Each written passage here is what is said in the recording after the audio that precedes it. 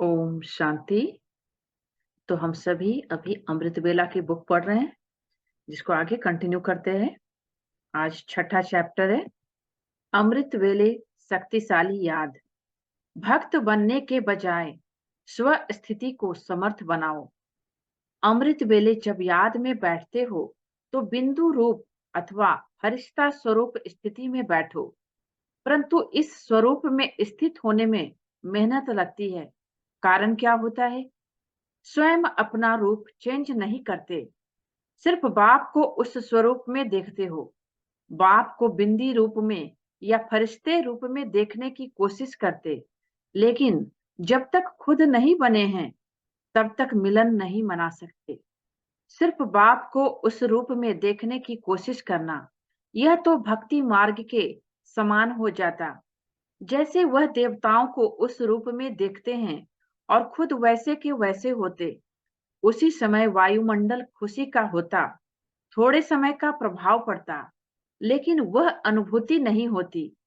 इसलिए पहले स्व स्वरूप को चेंज करने का अभ्यास करो, फिर बहुत पावरफुल स्टेज का अनुभव होगा। स्नेह से बैठो, नियम व हट से नहीं। बाप से अमृत वेले का मधुर मिलन व रूह रिहान करने के समय कई बच्चे नियम पूर्वक बहुत हट से बैठते हैं, सिर्फ वायदा निभाते हैं, नियम निभाते हैं, लेकिन प्रीत की रीत नहीं निभाते हैं। उस समय बाप दादा के साथ अगर सैर करने निकलो तो चारों तरफ का दृश्य आश्चर्यजनक भी होता है और हर्षित करने वाला भी होता है। बहुत थोड़ी आत्माएं आकर्षण करने वाली होती हैं। अगर फिल्म निकालो तो वह बहुत ही मनोरंजन होगा। उस समय बच्चे बाप को खुश करने के बहुत खेल करते हैं और कई बच्चे भक्त भी बन जाते हैं, और वो भक्त बड़ा अच्छा खेल करते हैं। कौन सा? बाप को कहने से करने वाला मनुष्य बना देते हैं। भक्ति में ईश्वर को सर्वव्यापी मानते हैं, परंतु ज्ञानी भक्त परमात्मा को मनुष्य आत्मा बना देते हैं। अब चेक करो कि इनमें से आपकी स्थिति कौन सी है। अपने आप को ज्ञान रूपी दर्पण में देखकर चेक करो। प्रतिदिन अपने आप को देखो, वह पोज और पोजीशन को चेक करो। सभी बच्चे याद और प्यार की मालाएं हर रोज बड़े स्नेह की विधि पूर्वक बाप को पहनाते हैं। इसी की कॉपी भक्त लोग भी रोज माला जरूर पहनाते हैं। जो सच्ची लगन में मगन रहने वाले बच्चे हैं, वह अमृत वेले बहुत बढ़िया स्नेह के श्रेष्ठ संकल्पों के रत्नों की मालाएं, रूहानी गुलाब की मालाएं रोज बाप दादा को अवश्य पहनाते हैं। तो सभी बच्चों की मालाओं से बाप दादा श्रृंगारे हुए होते हैं। जैसे भक्त लोग भी पहला कार्य अपने इष्ट को माला से सजाने का करते हैं, पुष्प अर्पण करते हैं, ऐसे ज्ञानी तू आत्माएं, स्नेही बच्चे भी बाप दादा को अपने उमंग उत्साह के पुष्प अर्पण करते हैं। ऐसे स्नेही बच्चों को स्नेह के रिटर्न में बाप दादा पदम गुना स्नेह की, वरदानों की, शक्तियों की मालाएं डाल रहे हैं। भिन्न भिन्न टाइटल्स की स्थिति रूपी ड्रेस और भिन्न भिन्न गुणों रूपी श्रृंगार धारण करो। अमृत वेले की ड्रेस और श्रृंगार जानते हो? बाप दादा द्वारा भिन्न भिन्न टाइटल्स बच्चों को मिले हुए हैं, तो भिन्न भिन्न टाइटल्स की स्थिति रूपी ड्रेस और भिन्न भिन्न गुणों के श्रृंगार के सेट हैं। कितने प्रकार के सेट हैं? जैसी ड्रेस वैसा श्रृंगार का सेट, और ऐसे ही सजे सजाए सीट पर सदा सेट रहो। अपनी ड्रेसेस गिनती करो कि कितनी है। उसी टाइटल्स की स्थिति में स्थित होना, अर्थात ड्रेस को धारण करना। कभी विश्व कल्याणकारी की, कभी मास्टर सर्वशक्तिवान की, और कभी स्वदर्शन चक्रधारी की ड्रेस पहनो। जैसा समय, जैसा कर्तव्य, वैसी ड्रेस धारण करो।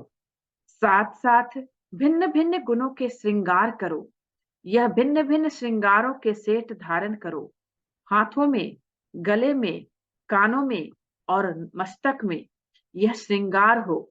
मस्तक में यह स्मृति धारण करो कि मैं आनंद स्वरूप हूँ।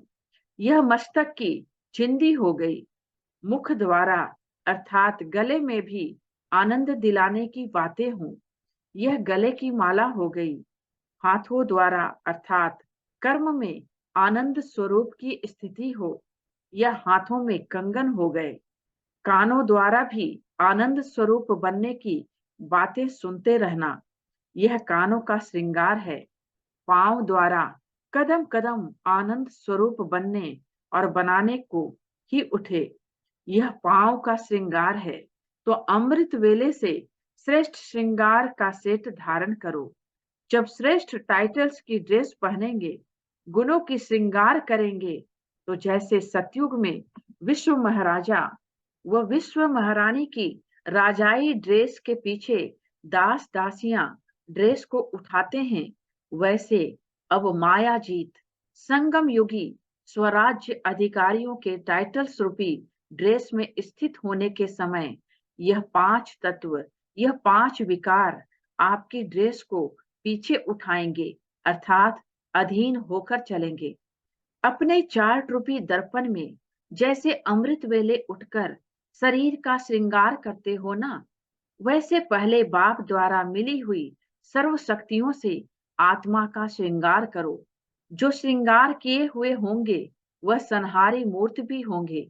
सारे विश्व में सर्वश्रेष्ठ आत्माएं होना, श्रेष्ठ आत्माओं का श्रृंगार भी श्रेष्ठ होता है। आपके जड़ चित्र सदा श्रृंगारे हुए रहते हैं। शक्तियों व देवियों के चित्र में श्रृंगार मूर्त और संहारी मूर्त दोनों हैं। तो रोज अमृत वेले साक्षी बन अपनी आत्मा का श्रृंगार करो। करने वाले भी आप हो, करना भी अपने आप को ही है। फिर कोई भी प्रकार की परिस्थितियों में डगमग नहीं होंगे, अडोल होंगे।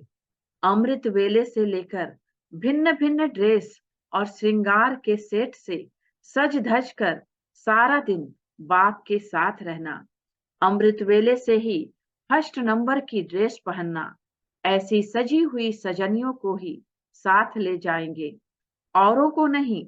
जो कंपटीशन में फर्स्ट नंबर आएंगे वे ही साथ रहेंगे और साथ चलेंगे। जो रहेंगे नहीं वह चलेंगे भी नहीं। तो सदा यह स्लोगन याद रखो, अर्थात यह तिलक लगाना, साथ रहेंगे, साथ चलेंगे। भिन्न भिन्न तिलक लगाओ। विजय का तिलक। सदा अपने को विजय के तिलकधारी आत्मा अनुभव करते हो। विजय का तिलक सदा लगा हुआ है, कभी मिट तो नहीं जाता। माया कभी मिटा तो नहीं देती। रोज अमृत वेले इस विजय के तिलक को स्मृति द्वारा ताजा करो, तो सारा दिन विजय का तिलक लगा रहेगा। सदा अमृत वेले अपने मस्तक पर विजय का तिलक रोज रिफ्रेश करो और अमृत वेले से लेकर अपने मस्तक पर विजय का तिलक इमर्ज रूप में देखो। ऐसे नहीं मैं तो हूं ही नहीं, अगर हूं तो सारे दिन में विजय प्राप्त की या नहीं की, ये चेक करो। कंबाइंड स्वरूप का तिलक। रोज अमृत वेले स्वयं को ब्राह्मण जीवन के स्मृति का तिलक लगाओ। जैसे भक्त लोग तिलक जरूर लगाते हैं, तो आप स्मृति का तिलक लगाओ। वैसे भी देखो, माताएं जो तिलक लगाती हैं वो साथ का तिलक लगाती हैं। अगर युगल होगा तो तिलक लगाएंगे, अगर युगल नहीं होगा तो तिलक नहीं लगाएंगे।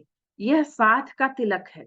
तो रोज स्मृति का तिलक लगाती हो या भूल जाता है? कभी लगाना भूल जाता, कभी मिट जाता। जो सुहाग होता है, साथ होता है, वह कभी भूलता नहीं। तो साथी को सदा साथ रखो, सदा स्मृति रखो कि हम कंबाइंड हैं। इसी साथ की स्मृति का तिलक लगाओ। 3 बिंदियों का तिलक। सदा अमृत वेले स्वयं को 3 बिंदियों का तिलक देते हो। तिलक का अर्थ क्या है? स्मृति का तिलक। तिलक राज्य की भी निशानी है। जब राज्य देते हैं तो राज तिलक कहा जाता है। और भक्ति में भी तिलक की निशानी जरूर रखेंगे, और सुहाग तथा भाग्य की निशानी भी तिलक है। तो तिलक का महत्व है क्योंकि तिलक स्मृति की भी निशानी है। जैसी स्मृति वैसी स्थिति होती है। अगर स्मृति श्रेष्ठ है तो स्थिति भी श्रेष्ठ होगी। अगर स्मृति व्यर्थ है तो स्थिति भी समर्थ की बजाय व्यर्थ हो जाती है। तो बाप ने 3 बिंदियों का तिलक अर्थात 3 स्मृतियों का तिलक दिया है, क्योंकि तीनों ही स्मृति आवश्यक है और तीनों ही बिंदी सहज है। छोटे बच्चों को भी कहो कि बिंदी लगाओ तो लगा देगा ना। तो मैं आत्मा हूं, यह स्व की स्मृति, फिर बाप की स्मृति और फिर श्रेष्ठ कर्म के लिए ड्रामा की स्मृति। ड्रामा चलता रहता है, बीत जाता है। जो अभी प्रेजेंट है वो सेकंड में पास्ट हो जाता है, तो बीत जाता है। इसलिए बीती सो बीती, फुल स्टॉप। तो बिंदी हो गई ना। तो यह तीनों स्मृति सदा है, तो स्थिति भी श्रेष्ठ है। सिर्फ आत्मा की स्मृति नहीं, आत्मा के साथ बाप की स्मृति है ही है, और बाप के साथ ड्रामा की स्मृति भी अति आवश्यक है। अगर ड्रामा का ज्ञान नहीं है तो भी कर्म में नीचे ऊपर होंगे। जो भी भिन्न भिन्न परिस्थितियां आती है उसमें ड्रामा का ज्ञान अति आवश्यक है। अनुभवी होना क्या स्मृति रहती है? होना ही है, नथिंग न्यू। पहले से ही जानते हैं कि यह होना है तो विचलित नहीं होंगे। रोज अमृत वेले अपने आप को 3 बिंदियों की स्मृति का तिलक लगाओ, तो एक खजाना भी व्यर्थ नहीं जाएगा। हर समय हर खजाना जमा होता जाएगा।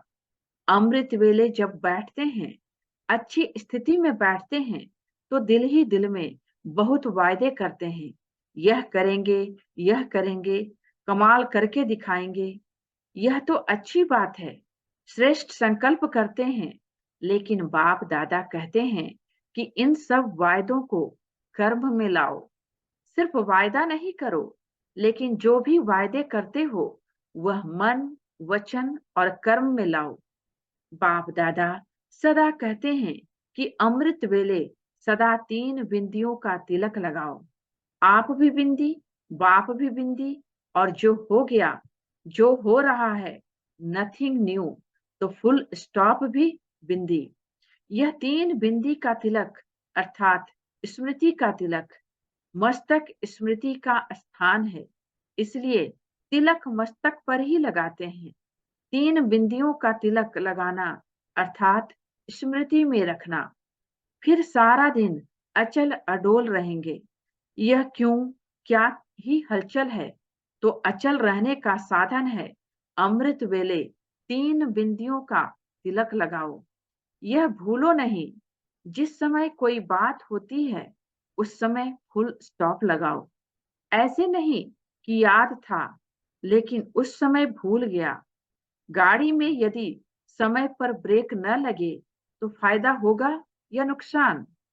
तो समय पर फुल स्टॉप लगाओ। नथिंग न्यू, होना था, हो रहा है, और साक्षी होकर के देखकर आगे बढ़ते चलो। तो त्रिकालदर्शी अर्थात आदि मध्य अंत तीनों को जान, जैसा समय वैसा अपने को सदा सेफ रख सको। ऐसे नहीं कहो कि यह समस्या बहुत बड़ी थी ना, छोटी होती तो मैं पास हो जाती, लेकिन समस्या बहुत बड़ी थी। कितनी भी बड़ी समस्या हो, लेकिन आप तो मास्टर सर्वशक्तिवान हो ना, तो बड़े हुए ना। बड़े के आगे समस्या नहीं है, लेकिन खेल है। इसको कहा जाता है त्रिकालदर्शी। त्रिकालदर्शी आत्मा सदा ही निश्चिंत रहती है, क्योंकि उसे निश्चय है कि हमारी विजय हुई ही पड़ी है। रोज अमृत वेले स्त्री स्मृति स्वरूप के अविनाशी तिलक को चेक करो, तो माया सारे दिन में मिटाने की हिम्मत नहीं रख सकेगी। 3 स्मृति स्वरूप अर्थात सर्व समर्थ स्वरूप, यह समर्थ का तिलक है। समर्थ के आगे माया के व्यर्थ रूप समाप्त हो जाते हैं। माया के 5 रूप दासियों के रूप में हो जाएंगे, परिवर्तन रूप दिखाई देगा। मास्टर सर्वशक्तिवान का तिलक। अमृत वेले स्वयं को मास्टर सर्वशक्तिवान का तिलक दो। सारा दिन तिलकधारी रहने से कभी भी माया सामना नहीं करेगी। तिलक आपके विजय की निशानी है। स्मृति का तिलक। जैसे भक्ति मार्ग में स्नान के बाद तिलक लगाते हैं, ऐसे आप बच्चे अमृत वेले ज्ञान स्नान करने के पश्चात स्मृति का तिलक लगाओ। लेकिन अमृत वेले यह स्मृति का तिलक देना भूल जाते हो। अगर कोई तिलक देते भी हैं तो फिर मिटा भी लेते हैं। जैसे कईयों की आदत होती है, बार बार मस्तक को हाथ लगाकर तिलक मिटा देते हैं। अभी अभी तिलक देंगे, अभी अभी मिटा देंगे। ऐसे ही यह भी बात है। कोई को तो तिलक देना भूल जाता है, कोई देते हैं फिर मिटा देते हैं। तो लगाना और मिटाना दोनों ही काम चलते हैं। लेकिन यदि अमृत वेले का यह स्मृति का दिया हुआ तिलक सदैव कायम रखो, तो सुहाग, श्रृंगार और योगीपन की निशानी सदैव आपके मस्तक से दिखाई देगी। सफलता का तिलक। भाग्य विधाता बाप आज्ञाकारी बच्चों को रोज अमृत वेले सफलता का तिलक लगाते हैं।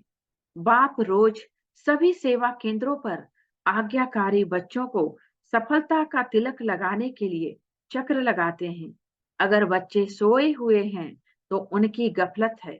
जैसे दिवाली में जगह जगह ज्योति जगाकर रखते हैं, सफाई भी करते हैं, आह्वान भी करते हैं। वहां लक्ष्मी का आह्वान करते और यहाँ लक्ष्मी के रचयिता का आह्वान करते हैं। तो ज्योति जगाकर स्वच्छता से बैठो तो बाप आएंगे।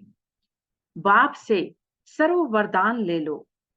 बाप से वरदान लेने योग्य बनो। अमृत वेले बाप दादा विशेष उमंग उत्साह में रहने वाले हिम्मत वाले बच्चों को विशेष याद करते हैं और विशेष शक्ति देते हैं। उसी समय अपने को पात्र समझ वह शक्ति लेंगे तो बहुत ही अच्छे अनुभव होंगे। अमृत वेले बाबा रोज बच्चों को वरदान देते हैं। अगर रोज बाबा से वरदान लेते रहे तो कमजोरियां आएंगी ही नहीं। तो आत्मा को सारे वरदान लेने योग्य बनना चाहिए।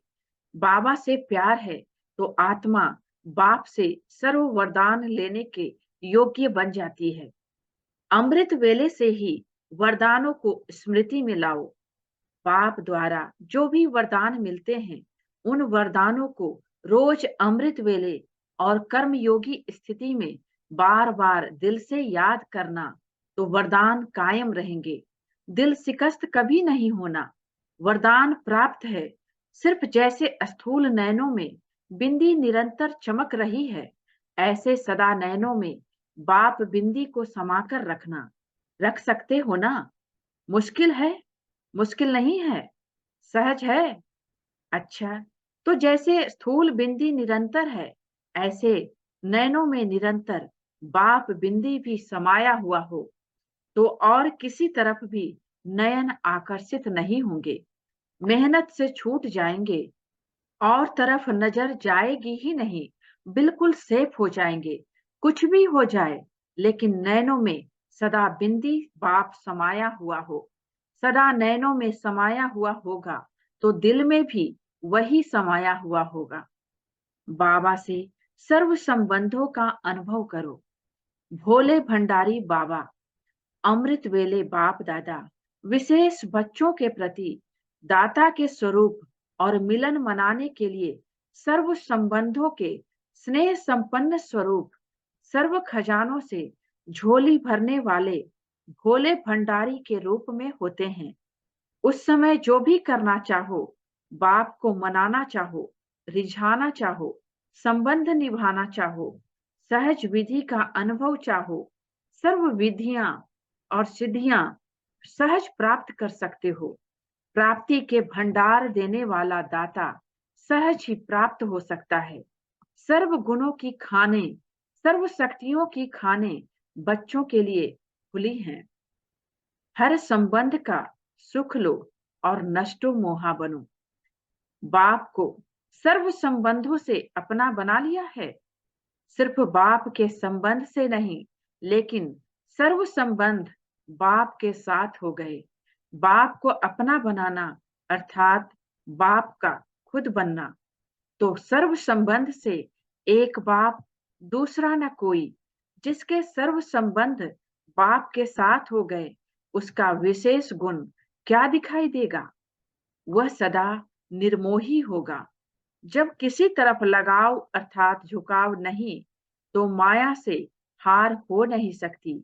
ऐसे नष्टो मोहा बनना अर्थात सदा स्मृति स्वरूप, सदैव अमृत वेले यह स्मृति में लाओ कि सर्व संबंधों का सुख हर रोज बाप दादा से लेकर औरों को भी दान देंगे।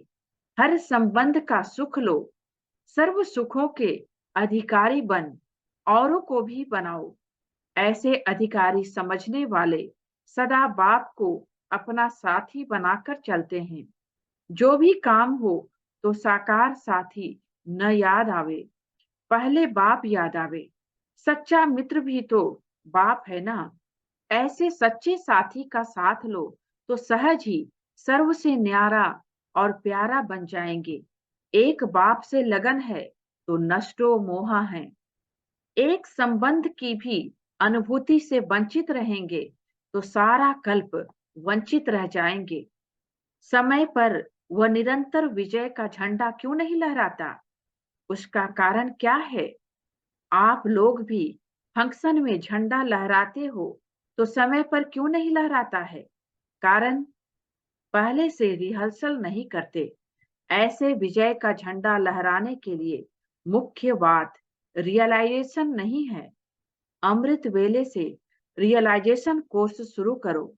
वर्णन तो सभी करते हो, लेकिन वर्णन करना और रियलाइजेशन करना अर्थात अनुभूति करना, उसमें अंतर हो जाता है।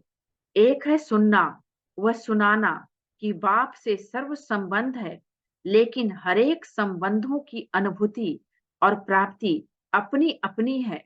तो सर्व संबंधों की अनुभूति व प्राप्ति में मगन रहो तो पुरानी दुनिया के वातावरण से सहज ही उपराम रह सकते हो। हर कार्य के समय भिन्न भिन्न संबंध का अनुभव कर सकते हो और उसी संबंध के सहयोग से निरंतर योग का अनुभव कर सकते हो। हर समय बाप के भिन्न भिन्न संबंधों का सहयोग लेना अर्थात अनुभव करना ही योग है। ऐसे सहज योगी व निरंतर योगी क्यों नहीं बनते हो? बाप कैसे भी समय पर संबंध निभाने के लिए बंधे हुए हैं। जब बाप साथ दे रहे हैं तो लेने वाले क्यों नहीं लेते? सहयोग लेना ही योग कैसे होता है, यह अनुभव करो। माता का संबंध क्या है? बाप का संबंध क्या है? सखा और बंधु का संबंध क्या है? सदा साजन के संग का अनुभव क्या है? यह अलग अलग संबंध का रहस्य अनुभव में आया है। अगर एक भी संबंध की अनुभूति से वंचित रह गए तो सारा कल्प ही वंचित रह जाएंगे, क्योंकि कल्प में अब ही सर्व अनुभवों की खान प्राप्त होती है। अब नहीं तो कब नहीं? तो अपने आप को चेक करो, किस संबंध की अनुभूति अब तक नहीं कर पाए हैं। दिव्य बुद्धि को यूज करो।